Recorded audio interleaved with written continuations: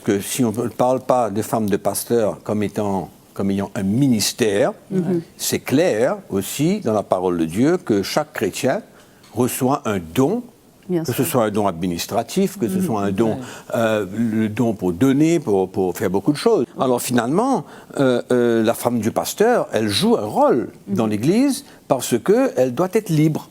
Elle doit être libre de pouvoir être elle-même. Et ne pas essayer de fabriquer quelque chose d'autre parce qu'elle est la femme du pasteur. Sans l'attente des autres. Exactement. Elle a ses faiblesses, comme le pasteur a ses faiblesses, comme tous les chrétiens ont des faiblesses. C'est pourquoi ça serait pas juste que le spotlight, que les lumières soient directement braquées sur la femme du pasteur, afin qu'elle soit quelqu'une de très spécial. Bien sûr. Tout dépend dans la vie de la personne, qu'est-ce que le Seigneur a déposé dans son cœur. Et là, elle doit être libre de pouvoir faire ce que le Seigneur lui demande, sans que ce soit une pression sur elle. Bien sûr. Mais malheureusement, l'Église joue un mauvais rôle, parce qu'elle s'attend à la perfection, elle s'attend à ce que la femme du pasteur soit pas comme les autres, mais au fait, elle est comme une femme, comme toutes les femmes. Tout à fait. Mais elle a ce privilège, dans un sens, d'être la femme du pasteur, mais elle a quand même une responsabilité. Une responsabilité envers les femmes, pour parler aux femmes, exhorter, porter la parole de Dieu, entourer les femmes. C'est la personne idéale. Si vraiment son cœur est attaché avec la vision et que vraiment, elle se donne pleinement au service de Dieu à côté de son mari.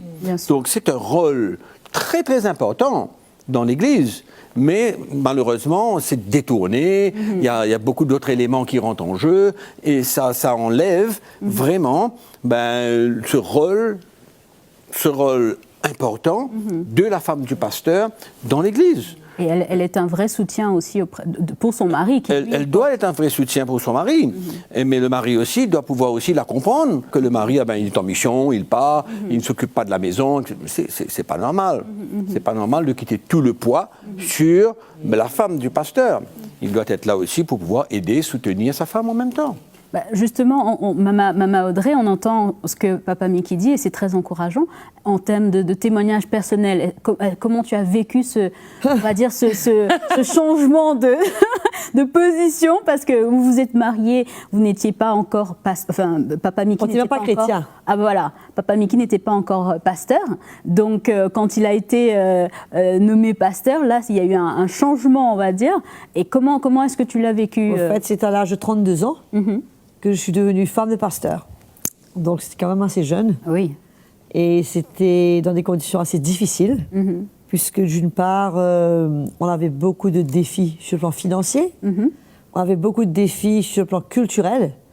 On était un couple, c'est un peu de la communauté blanche à l'île Maurice, et notre église est principalement dans la communauté créole, africaine, indienne, et c'était à une époque où politiquement, c'était très sensible.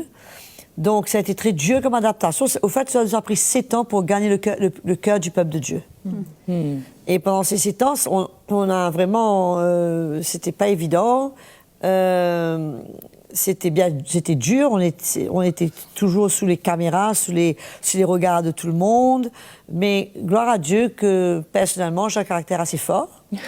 Et je me suis pas laissée écraser par ça. Et j'ai toujours tenu à être ce que je suis et ne pas prétendre être quelqu'un que je ne suis pas. Et ce qui n'a pas été toujours à mon avantage. Bien sûr.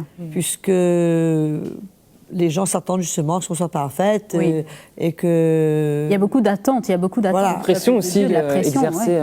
Mais on ne doit pas se mettre sous cette pression. Moi, je ne me suis pas mis cette pression. Au contraire, je me suis en tiré beaucoup d'ennuis puisque justement, je n'ai pas voulu être autre chose que ce que je suis. Bien sûr.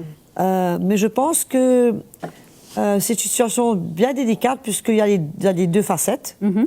D'une part, comme Magali disait, ça existe énormément, où la femme de pasteur joue un rôle, je dirais, exagéré dans l'Église, ou trop effacé.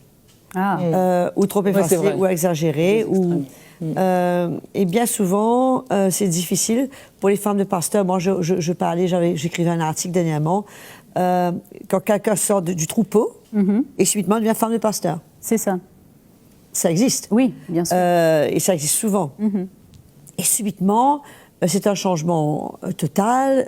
Il y a des barrières qui se créent entre elle et le peuple de Dieu. En même temps, comment conserver ses relations. Voilà. C'est difficile. Avec qui se confier. Oui. Comme disait Janine, maman Janine, avec qui se confier. C'est une situation quand même pas évidente, puisque dans les deux sens, on se prête à la critique. Bien sûr. Dans les deux sens, on se prête à des incompréhensions.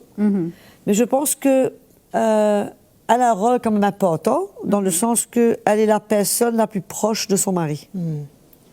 Et que dans beaucoup de cas, il y a très peu de gens qui ont le courage de confronter un pasteur. Il y a très peu de gens qui ont le courage de lui dire ses 4 vérités tout haut, tout bas, ou dire ce qu'elle pense.